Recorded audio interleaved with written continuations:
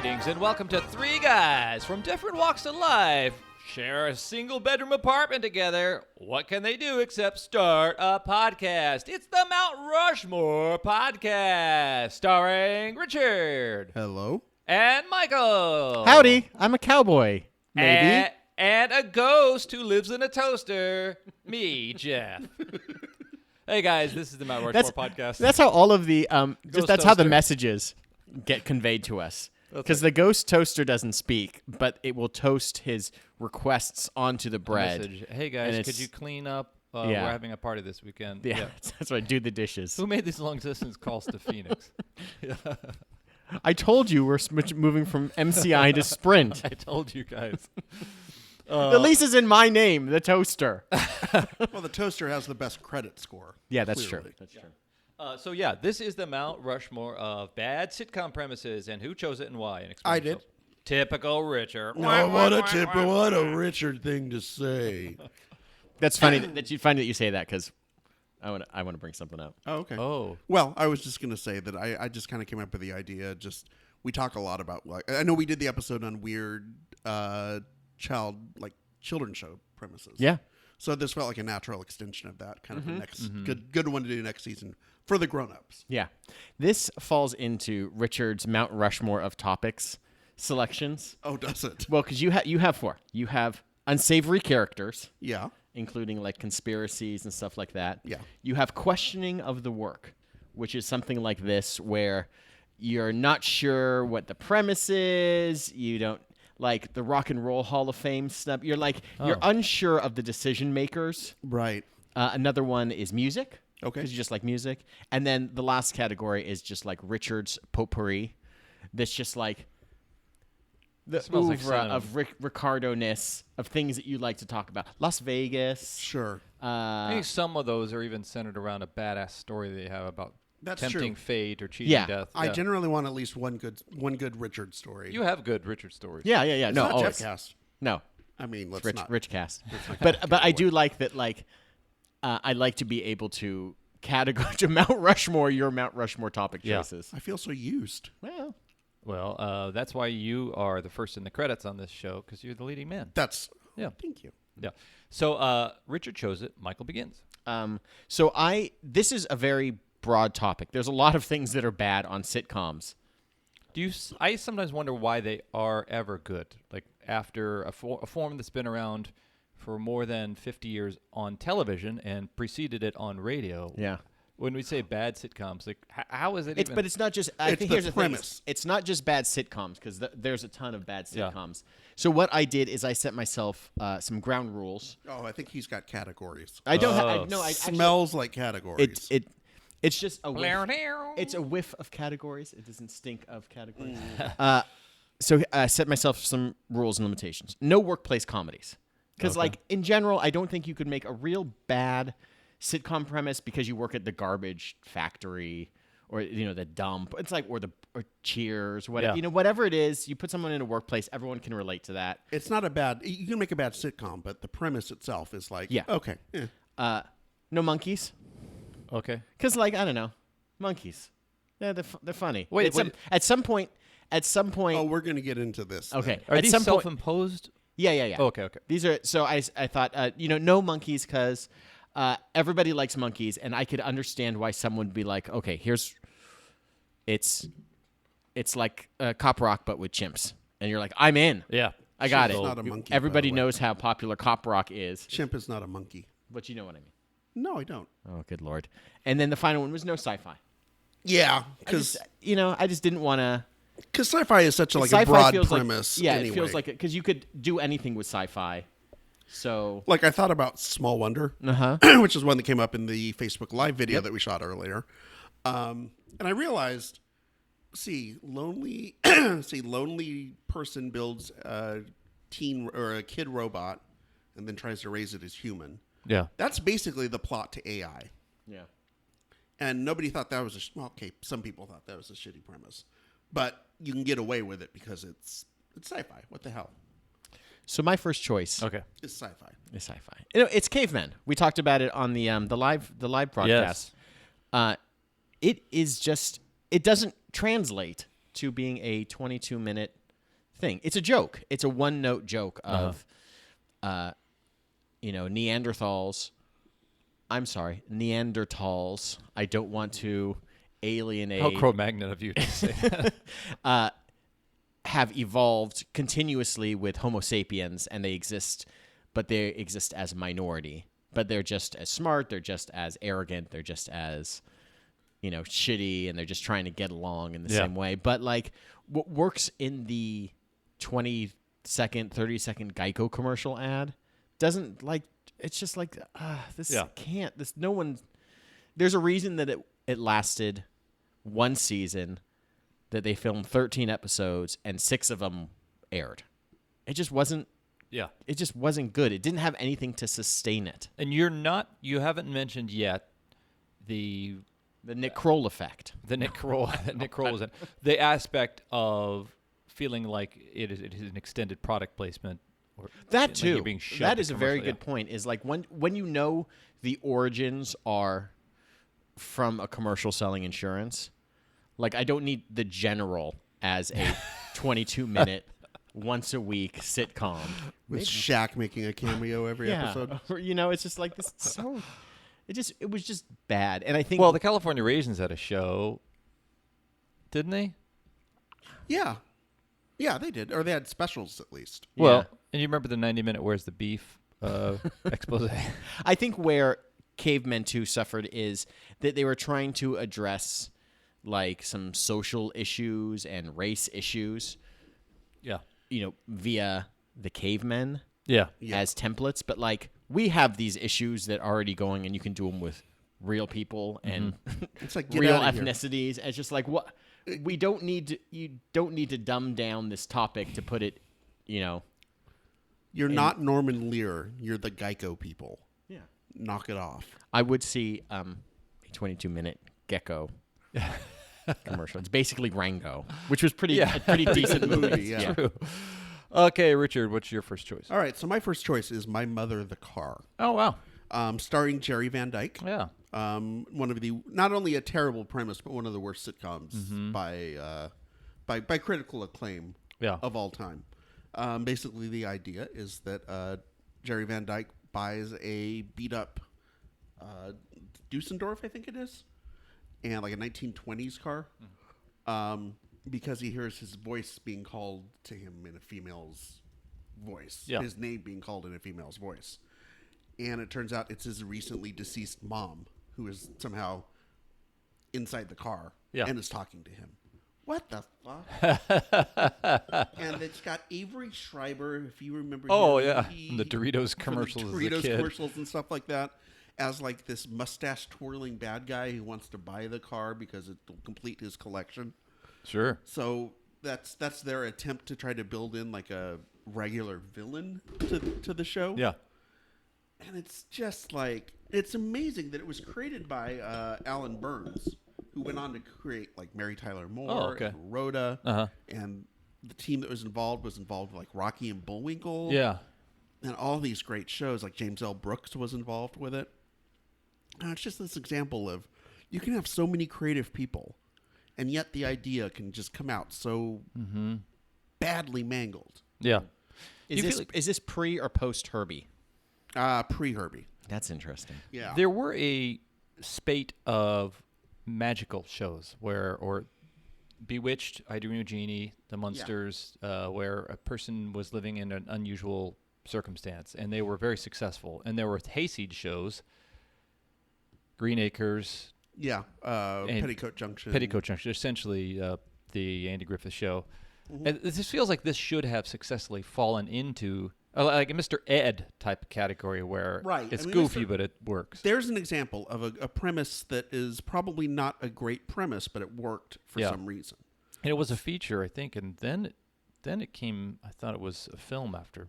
Which came first? I'm the which came first guy today. Francis the Talking Mule or Mr. Ed? Oh, I think Francis. Yeah. So there you go. So they saw that the mule demographic, the talking mule demographic, was through the roof. Yeah. And then they thought, well, if you can do it with a mule, you can do it with a horse. There was an interview with Jerry Van Dyke where he said, I was offered this role called Gilligan. Yeah. And turned it down because I knew My Mother the Car would be the hit. He also, have you seen this? I think it's on YouTube. Heat, Vision, and Jack. Yes. That was very close to making my list, but then I don't know if it was a sitcom technically. I know it was a comedy. Yeah. But I didn't know if it would qualify. I think it was also so self-aware that it was Rob Schraub and Dan Harmon flipping off Los Angeles. So, okay, what's your second, Michael? Well, I'll stick in the 1960s, kind of in that same universe, with the Flying Nun. Oh wow! Oh wow! That's a popular sitcom that had a terrible premise. You're right. Where it lasted for just 2 seasons. Yeah. And 3 seasons, and it was Sally Field's like immediate follow-up to Gidget, which I didn't realize only lasted for 1 season. Oh. Like it was 1 season, 30 episodes, and then I guess I remember seeing it in syndication as a kid. Me I'd too. assumed it would run for a while. We must have just seen the same episodes over and over, the same 30 episodes. Yeah. But so she jumped from the waves to the air, playing a character named Sister Bertriel. Oh. And she was a young nun that had moved from New York. Hot nun. Hot nun coming in all the way from New York to Puerto Rico. On the main stage. She played a young nun who, because of her smallness and the starchy stiffness of her nun's habit, the thing that she wore, which is called I wrote it down real quick, a cornet. When a strong breeze came along, it would literally lift her up and she could fly. Wow. This was the concept. Did she have any other superpowers? Nope, she would just solve problems. This seems like based on a lithograph found in the Vatican. It's vaguely it's based on a book called The 15th Pelican by Teo Rios. Oh. You know, classic Rios. Yeah, I read the first 14 books and I stopped. Once you got to 15, the 15th Pelican was... But, like, it's just the idea that, like, you just have to buy into a 90-pound girl and a stiff hat and a strong breeze, and she just flies. And Shouldn't there be kids, like, flying around everywhere like it's the fucking intro to Webster or something? I think also God has a hand in it. Yeah. True. God loves nuns. Was this trying to elevate the nuns? Was this the first example of bad premise, successful program, or does maybe? And definitely not all of my choices were like unsuccessful. Yeah, they might not have lasted more than 2 or 3 seasons, but they were popular. Yeah, and I don't think that necessarily negates a bad premise. I mean, I don't know.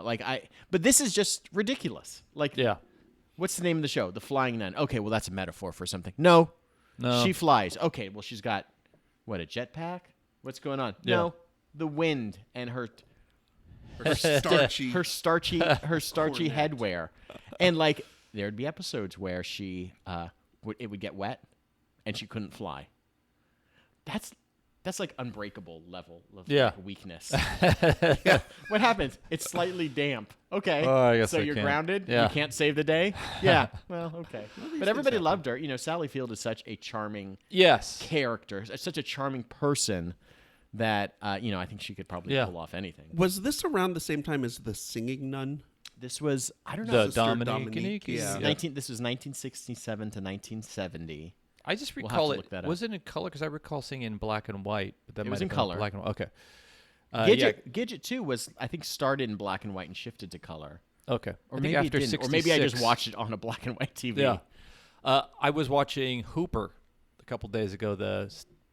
What's his head? Burt Reynolds.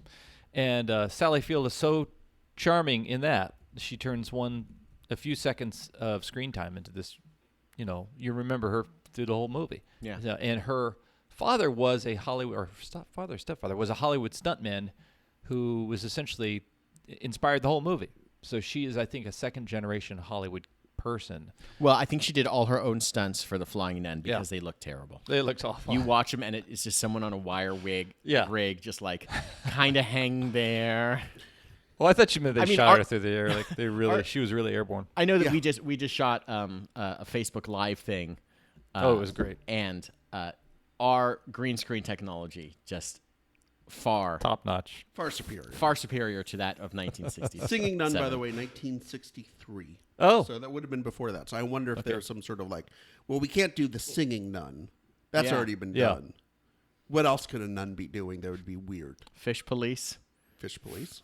octopus police, singing The nun, flying knitting, nun, the knitting nun. the knitting nun. Richard, you're second. All right. So my second one is where I am breaking your monkey rule. It's That's You a can my, shock personal the thing. monkey. it's not a podcast rule. It's my personal rule for this particular episode. Although it is an orangutan, so one of the great apes, Mr. Smith. Oh, And I remember watching this show as a kid, and I remember liking the show. I have as no a idea kid. what this one is. It was about a orangutan who had been given some sort of special serum, or I can't. It was some sort of testing was done on him, and he's got special powers. So now he can talk, and he also has an IQ of 283. Did Mr. Ed have a high IQ too? I think- Also, what was Mr. Ed's first name? Because I assume Ed is his last name. I just know that his owner's name Wilbur because he would say Wilbur as the Why are we going to electricity the was glue going to the factory? bit in his mouth that was shock. It would shock him to talk. So make him Mr. talk. Smith, a talking intelligent Yeah, no, I orangutan. think Mr. Ed was like intelligent from the standpoint of being smarter than your average talking horse. talking horse. Okay. Of course. Yeah. Mr. Smith was supposed to be the this sub this like super genius, and so he had been hired. He worked as a consultant in Washington D.C. to would I am in. You are selling me on this. I can see how this got made. yeah. He works as a consultant to all the politicians in Washington who would come to him if they have any sort of crisis they need to get solved. And yeah, it's got the Department of Homeland Security here. It's got the Lance. We've Link- got kids in cages. Get me Mr. Smith. Climb out of the cages. Okay, bye. It's Thanks, orangutan. it has the same sort of like here's how the animals talk concept as and we talked about Lance Link's Secret Chimp, Oh, sure. where they just gave him gum and had him chewing. That's pretty much what this was because they had no budget to do anything to make it look like it was talking, but not physically move the mouth. They had to get the mouth moving. And I remember as a kid thinking this is like a dumb, fun show, and it only lasted a year. It was on the same time as Manimal. You might remember NBC went all animal Yeah. with their 82 or 83 like fall schedule, and it just died on the vine. But it's a concept that, like Michael said, it got sold because it was, hey, everyone loves a monkey. Well, this And you know what? Everybody loves a monkey in like half moon glasses and a suit. Because I'm looking at the cover of TV Guide, and he does look sharp. Yeah, I mean, I would take his advice. He's the orangutan from Every Which Way But Loose. So he was featured in that. So in a way, he might have one of the biggest movie stars in television. he definitely He brought some celebrity cachet to that. when you're thinking about all this recent trend of movie stars, becoming on TV, acting on TV shows, you really got to think back to Clyde. Yeah. He might have been the first. He might have been. You know what? He wears a better fitted suit than our president. He sure does. Like, it looks good on him. Do you think they had to tell the orangutan that the show was canceled? And do you think how he took it? Like, Well, he read it in Variety. oh shit, he read it right. He couldn't believe it. He couldn't believe that they didn't. Well, they knew that if they told him face to face, he'd rip their arms off. So he had to read it in the trades. It would be, if it was face to face, someone would be walking out of there with one With less a face. face, with a face for sure. bitten off.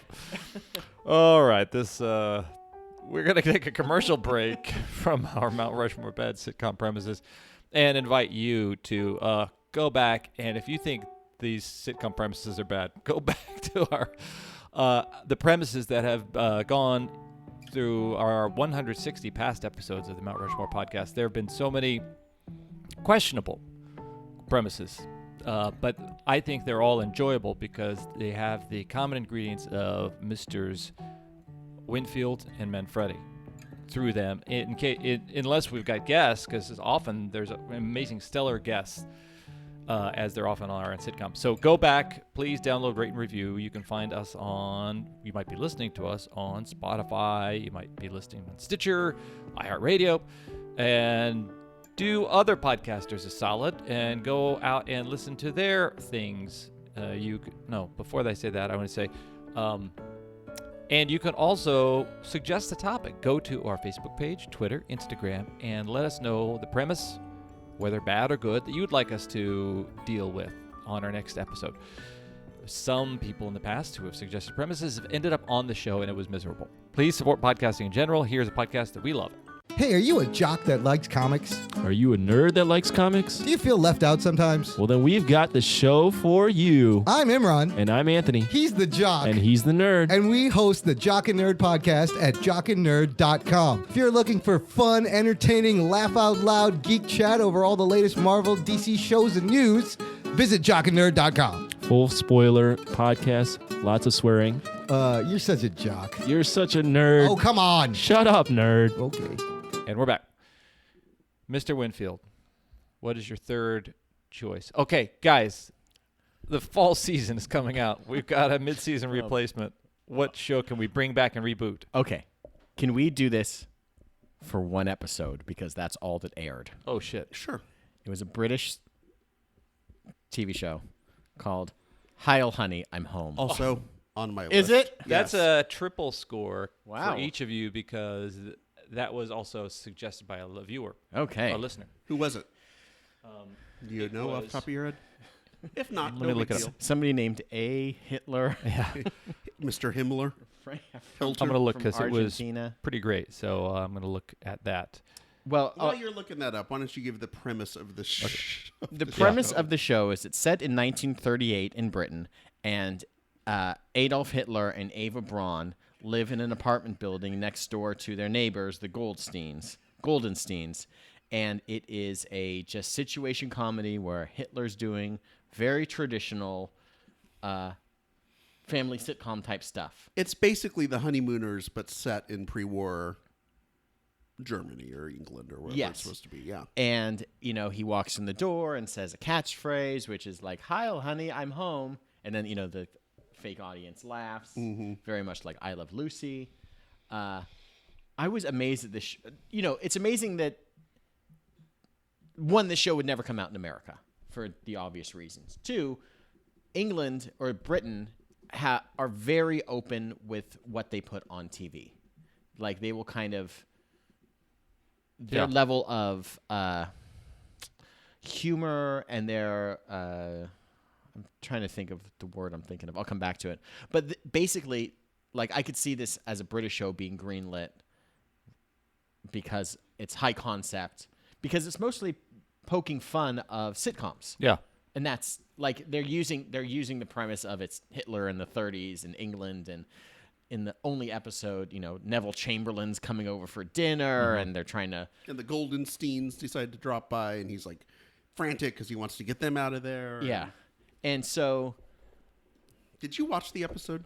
I did. I watched like 15 minutes My of it. jaw. I remember the first time I saw it. You just sit there, and it's just one of those things. When I think about watching it, the experience was similar. Have you ever heard Harry Shearer talk about watching The Day the Clown Day the Cried? Clown Cried. Oh, and yeah. You're just sitting there with your jaw Yeah. open, like, Yeah. how did this happen? That's a pretty similar feeling. Well, I think if the oeuvre of Mel Brooks and how often he's dined out on comedy Nazis. And Yeah. why doesn't this work in this case? Comedy Nazis, I guess, can work.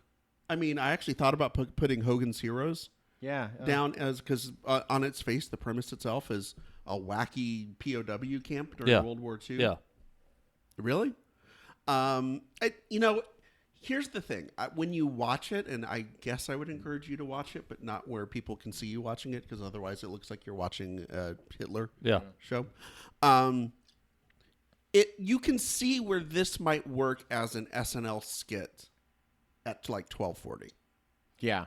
Because there's enough meat on the bones where you could do like, you call it the German honeymooners or whatever, Das Honeymooners, and you could do it with Hitler and Eva Braun and do like a 5-minute bit. It's and like- it's- incorporate all of it, and it would be.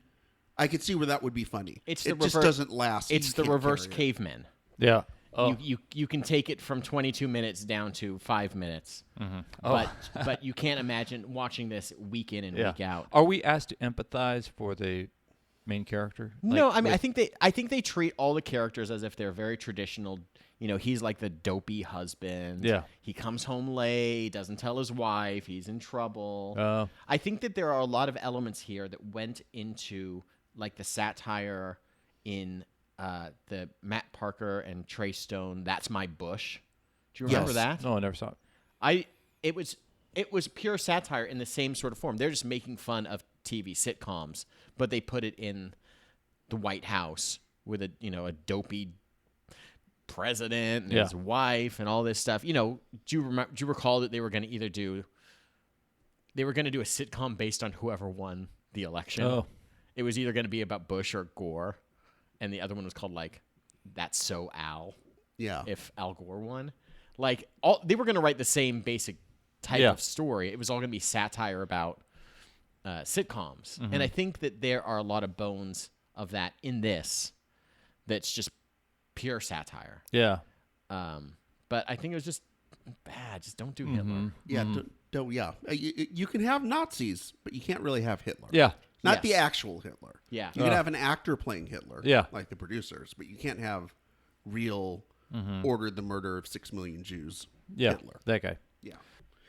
My last one is a Fox sitcom back when Fox was first launching in the early 90s, and they had Hoo Boy, a whole raft, a whole boat full of bad ideas.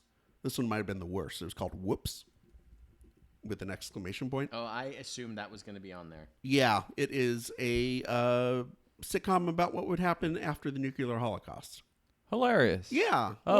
wacky good times. It's Okay. basically the day after, but it's a sitcom. Oh, okay. And it follows around these group of survivors who, for various reasons, were like, one of them was in a Volvo, so that's why he survived. Oh. And then all these sort of like reasons why they survived.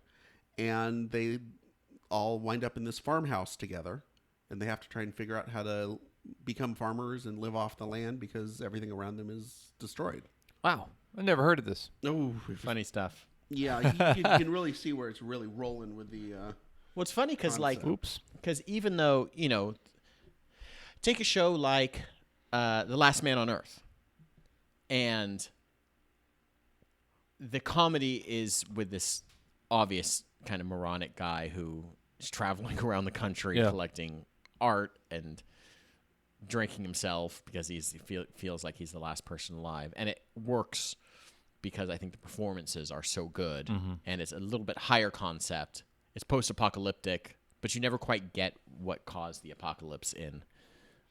One of the episodes, by the way, they find Santa Claus, the real Santa Claus, and he's depressed because they had a fallout shelter in the North Pole, but he was able to get to it in time, but Mrs. Claus and the elves weren't.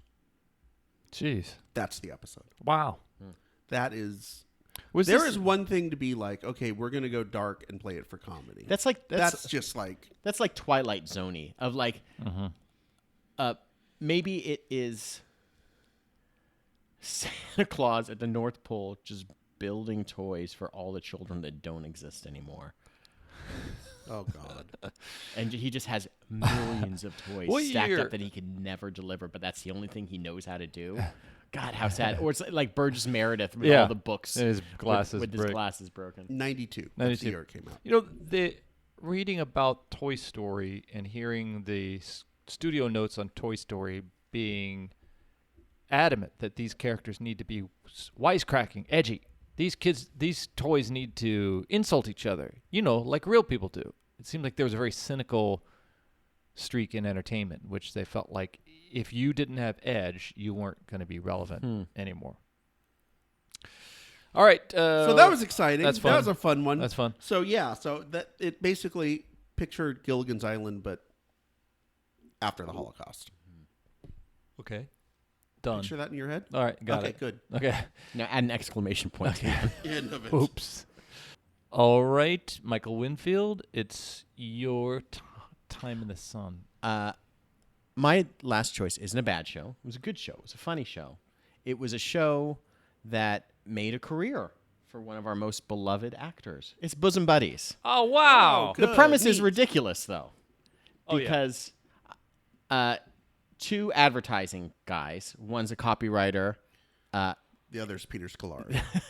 I think Peter Scolari. That Peter Scolari. Was, that kid's going places. Who's the other guy? I don't know. I think he was Henry. Thanks. Is that what his name? Thanks. Henry was the copywriter, and Kip was like an artist, and they worked for an advertising firm. Yeah. And they lived in an apartment building together. They're roommates, and they're best friends. Yeah. And then while they're asleep, the building gets knocked down. Yeah, I saw the wrecking ball. Yeah. So they're forced to move out, and they're trying to find a new place to live. And apparently the cheapest and only place to live is a hotel for women, but for women only. So, of course, Yeah. the person that lives there that works with them, Amy, their other close friend, is like, you guys should move in. And obviously dress up like women Yeah. and pretend to be women while you're living here. You mean Buffy and Hildegard? Buffy and Hildegard. This, the show, the premise of the show is ridiculous. Is there such a thing as? Was there ever such a thing as hotels for women? I think I so. can't It's imagine. the Susan B. Anthony Hotel for Women. Yes, for wayward girls. That's what it seems like. But I feel like the charm of those performers, like Some Like It Hot, is the same, it's a dumb premise, but Jack Lemmon and Tony Curtis are so amazing that Yeah. Yeah.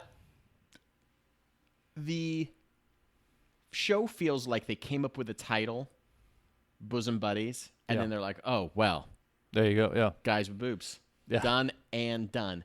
But the show ultimately betrays itself in that at the beginning of the... So basically they dress up as women to fool the people that manage this building and fool the other women in the building. And, of course, Kip or Henry, one of them is attracted to someone that lives there, and so they have to do this double life thing. Yada, yada, yada. Season 2, Episode 1, they reveal themselves to the manager. And the manager's just like, okay, you can still live here, and let's keep up this guise. What a bad manager. Yeah. And it just kind of betrays the entire premise of the show to begin with. If you're going to keep up living this double life, you have to do it with the authority figure. Like, that's why Three's Company Kept Jack kept gay. Jack gay Yeah. for all those years. And it was like, yeah, if you're to keep living there, you have to do this. But when the person that's in charge is in on it too, it takes away a lot of like the tension. So bad premise, bad changing, bad execution. Yeah. I think there's also, I think of School of Rock. Jack Black gets a job. Jack Black needs some money, so he gets a teaching job. There's a stupid premise. Yeah, exactly. Teachers don't make any money. But yeah, that seems like another example, though, of something that dumb premise shouldn't have worked, kind of did. Yeah. First season. And maybe the best opening song. Not sung by Billy Joel. It is. No, it's a Billy Joel sound-alike. Listen to it. It's Billy Joel. It's a Billy Joel sound-alike. Oh, come Are we on. going to get into an argument Hold on. about this? Oh, my God. Let me go back to season 3, Mount Rushmore of conspiracies. They even talked about this, and when they were doing the... What was the thing with Adam Scott and Amy Poehler, the greatest show ever made? Parks and Rec? No, that's the name of the thing. They would do these things on Adult Swim, where basically it was a whole half-hour making of, where they were trying to recreate the opening credits to different 80s This TV sounds shows. familiar. And one of them was Bosom Buddies, and they actually brought Billy Joel in to re-record the theme song. Oh. And yeah, they had to use because they had to use a sound-alike because they, for whatever reason, they had the publishing rights, but they didn't have the performance rights. Okay. So they had to like re-record it with someone who sounded a lot like Billy Joel. Man, I'm trying to type one-handed. What are you doing with the other hand? Oh, dear. Keep it to yourself. Anyway, so that's your little bit of trivia for this week. The theme song for the opening credits was Billy Joel's My Life, although it was a re-recorded version with Gary Bennett as the vocalist and Mike Lucas on piano. Some reruns shown in syndication And all home video and DVD releases use a vocal version of the show's end credit instrumental theme, Shake Me Loose, performed by Stephanie Mills. I'm waiting for this sentence. I'm reading this sentence hoping it confirms me, and it didn't. Nope. Damn it! Sorry. Oh. Okay. Hope this doesn't affect my grade. Yeah, no. Did Gary Bennett sing it while wearing women's clothes? Oh, my God.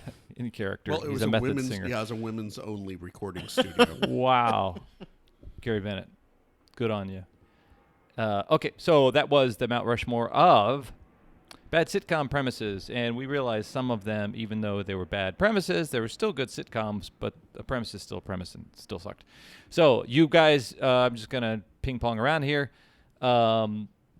Cavemen was a choice that was also put out there on the list, and I think it really kind of puts a lens on this, so I'm going to pick that one. Then I had never heard of Mr. Smith, and so it was cool that he brought it to my attention. Jeff loves an orangutan. Love me some orangutans. And then I'm peeved that many animal actors have better careers than I have and appeared in more things.